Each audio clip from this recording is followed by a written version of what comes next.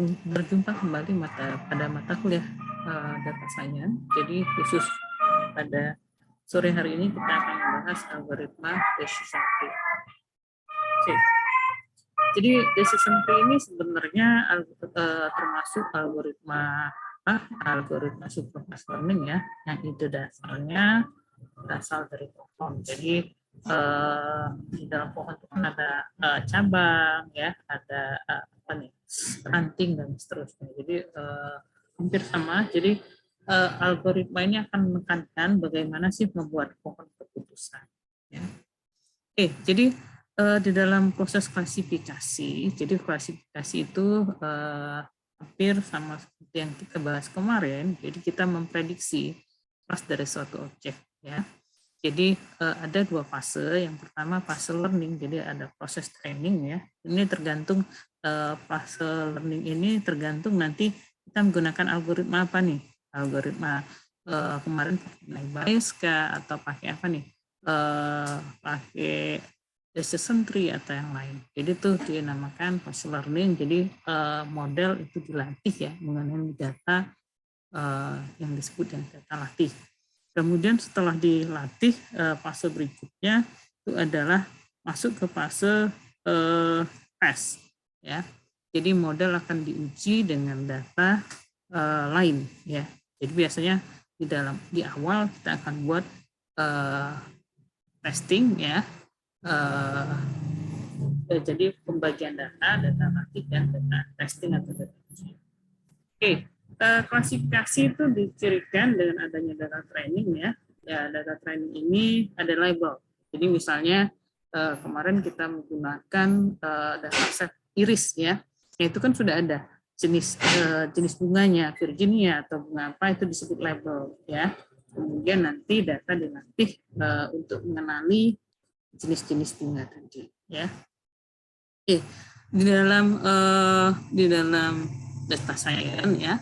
Sebelum data itu dilatih menggunakan model entah itu machine learning, deep learning ataupun algoritma lain, maka perlu ada proses preprocessing ya. Jadi misal preprocessing ini sebenarnya sudah kita bahas di awal-awal ya. Jadi menghilangkan data yang kosong misalnya itu dihapus, kemudian ada data yang misalnya yang outlier ya, contoh seleri itu negatif. Nah itu kan nanti ini tergantung ya, apakah mau dihapus atau nanti diganti dengan nilai rata-rata. Jadi macam-macam untuk menghilangkan data-data yang anomali. Kemudian juga ya data yang tidak konsisten, misalnya rating itu ada yang 1, 2, 3, ada yang ABC ya. Nah itu dinamakan data yang tidak konsisten. Oke. Jadi sesuai dengan namanya, decision tree itu adalah pohon keputusan. Jadi algoritma ini akan membentuk cabang ya, cabang, ranting dan seterusnya ya. Jadi untuk memecahkan masalah. Ide dasarnya dari pohon ya. Jadi dari pohon keputusan ini bisa ditelusuri yang paling pas itu seperti apa. Jadi kalau kalian sebelumnya pernah belajar logika fuzzy ya, nanti hasil akhir dari decision tree ini adalah rule dari logika fuzzy ya.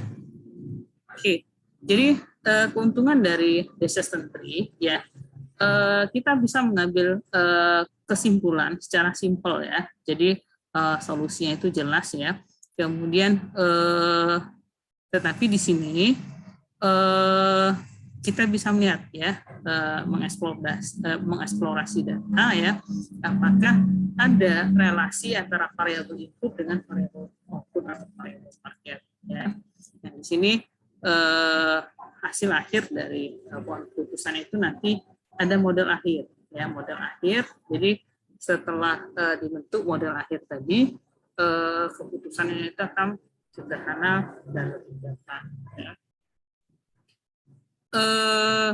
Jadi dengan decision tree ada beberapa keuntungan, antara lain ya keputusannya itu simple ya. Jadi hampir sama kayak logika if then ya. Kemudian kita mengeliminasi ya, kalkulasi ini diminimalisir. Jadi setelah dibentuk tree ya, proses berikutnya itu hanya menyesuaikan alur pohon yang sudah dibentuk. Ya. Jadi di sini tidak ada perhitungan yang kompleks ya.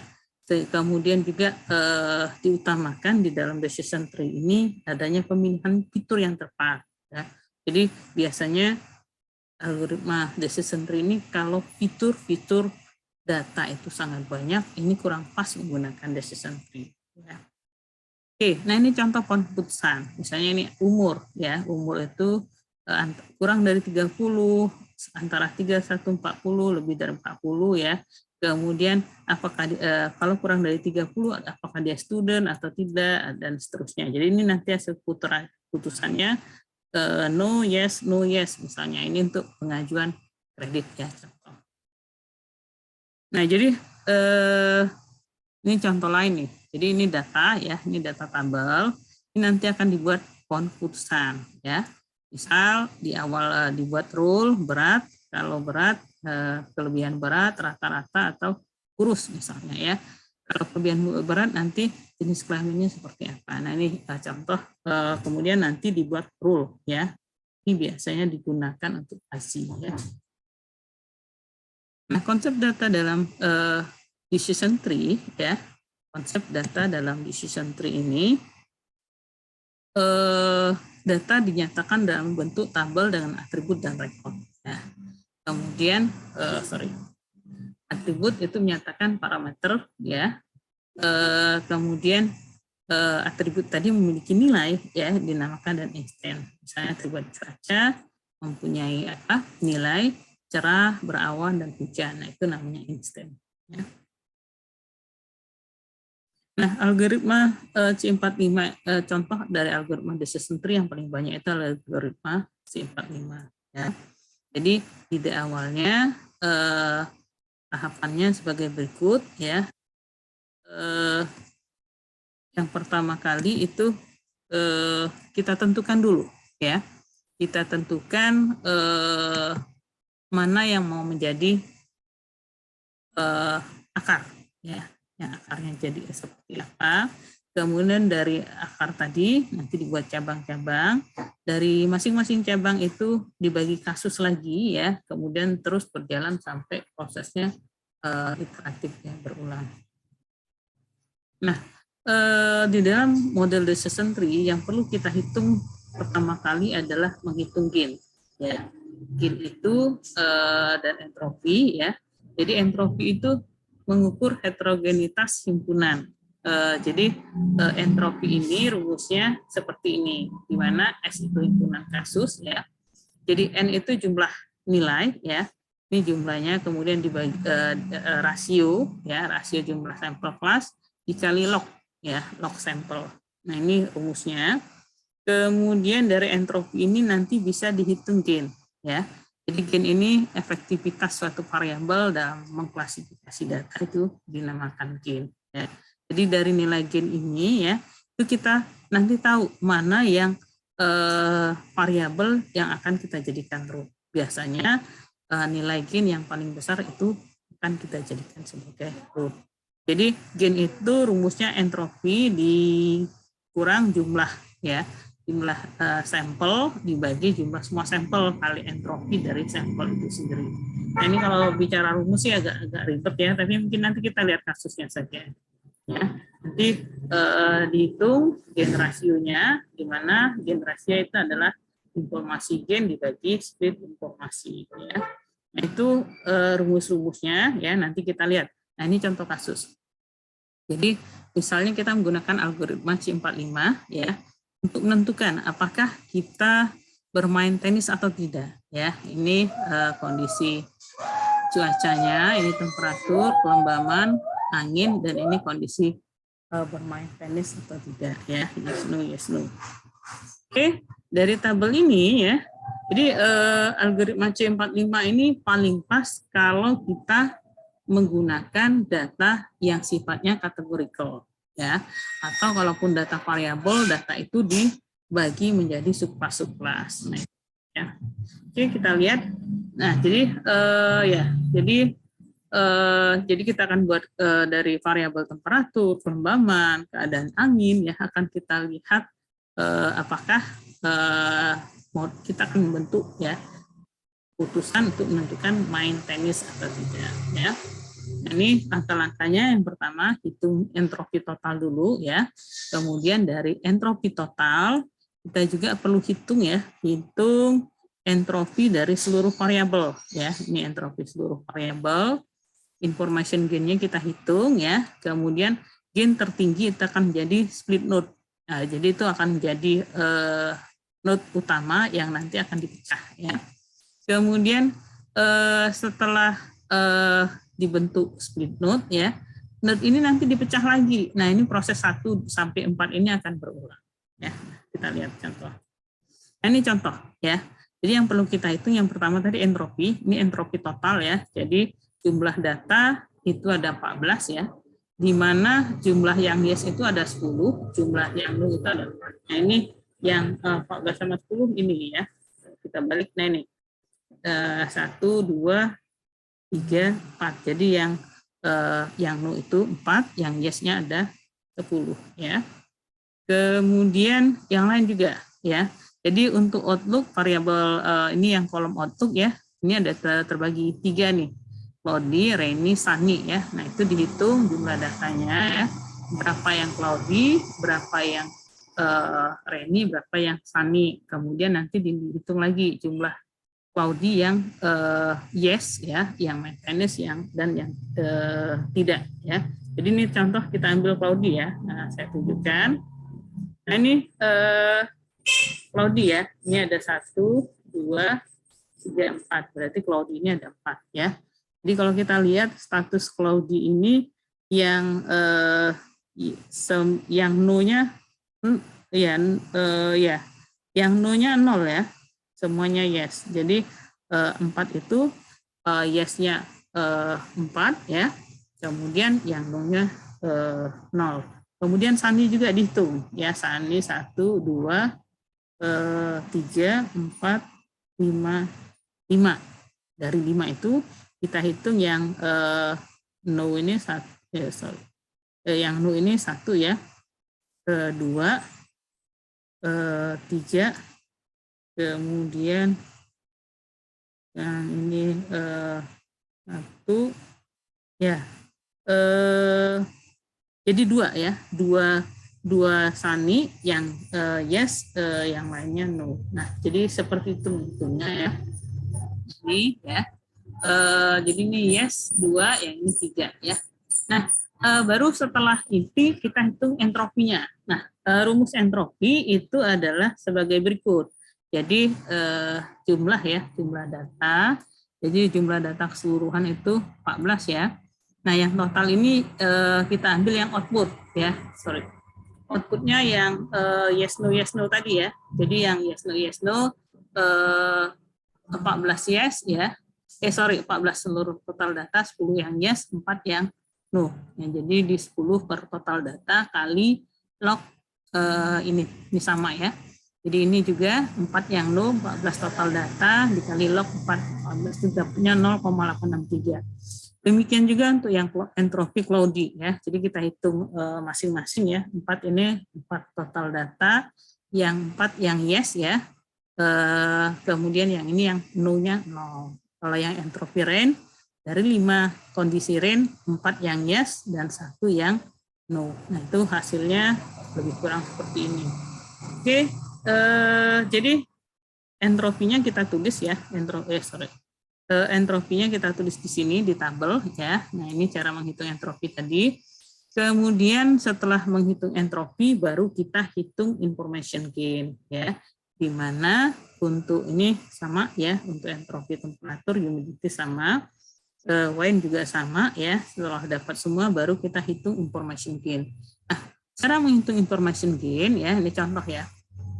Kita lihat untuk total outlook, jadi entropi tadi 0,863 ya total ya, dikurang outlook yang ini, yang outlook tadi 455 ya.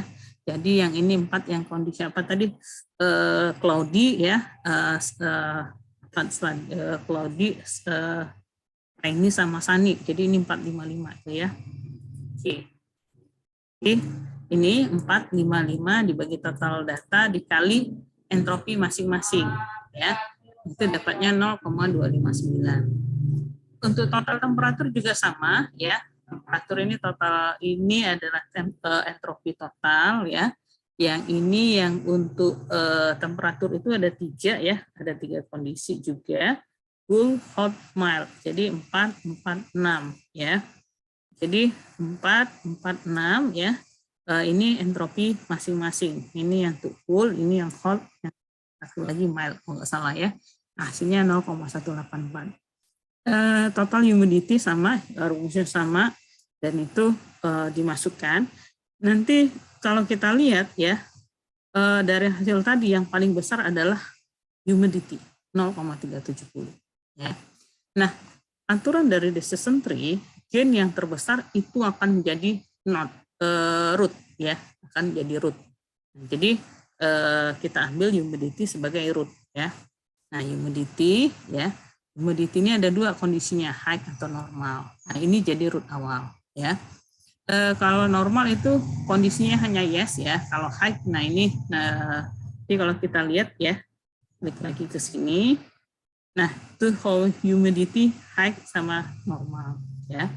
Nah, jadi kita buat pohon keputusannya. Kalau normal itu kondisi yes, yes ya, pasti yes. Kalau high, nah ini ada 2 kondisi ya. Ada yes, ada no. Nah, ini kita buat lagi iterasi menentukan pohon node dari humidity di bawah kondisi high ya.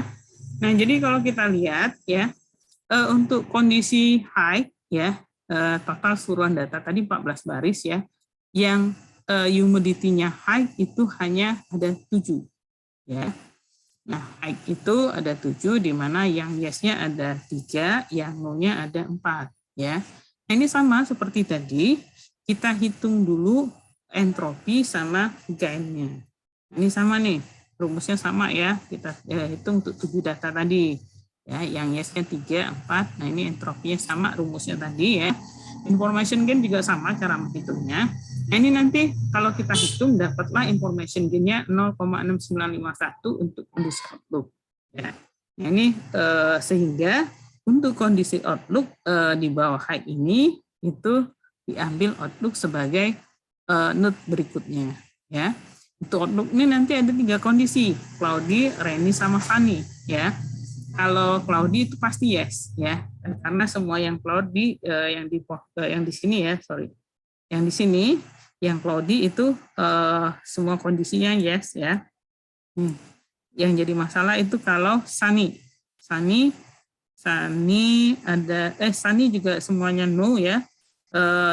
Ya rainy ada yang yes, ada yang no ya. Nah, makanya rainy ini jadi pohon keputusan berikutnya. Ini yang mau kita cari ya. Nah, berikutnya perlu kita cari yang di sini. Nah, oke. Nah, sama tadi ya, dari humidity high tadi kita ambil yang rainy, hanya 2 data ya. Nah, sama rumusnya kita cari entropinya dan information gain, nanti dapatlah information gain yang tinggi itu adalah kondisi Y. Jadi pohon keputusannya jadi seperti ini ya. Hasil decision tree-nya when, yes, dan no. Nah, ini decision tree yang terakhir ya, karena semuanya sudah ada putusan yes, yes, no, no ya. Nah, dari pohon keputusan ini bisa kita buat rule ya. Jadi sama seperti logika fuzzy ya. Jadi nanti kita buat rule seperti ini. If humidity sama dengan normal, then travel sama dengan yes ya. If humidity high and outlook sama dengan cloudy, then travel sama dengan yes. Nah, ini namanya keputusan untuk aturan fuzzy. Oke, nah tetapi kelemahan dari decision tree itu adalah kalau seandainya fiturnya banyak, ya. Maka jadi kendalanya itu akan terjadi error kalau fiturnya terlampau banyak ya. Decision tree yang kita buat itu akan menjadi sangat kompleks ya.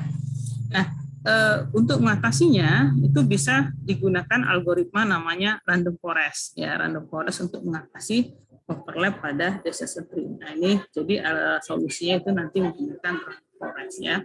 Mungkin saya nggak detail ya membahas random forest gimana ya. Mungkin nanti kita langsung ke contohnya saja, contoh programnya. Oke, jadi random forest ini algoritma yang digunakan pada klasifikasi data dalam jumlah besar ya. Jadi untuk membentuk pohon tree yang kompleks ya, kita perlu membuat beberapa alternatif. Nah, solusinya kita menggunakan random forest. Oke, nanti kita lihat selanjutnya untuk proses contoh programnya.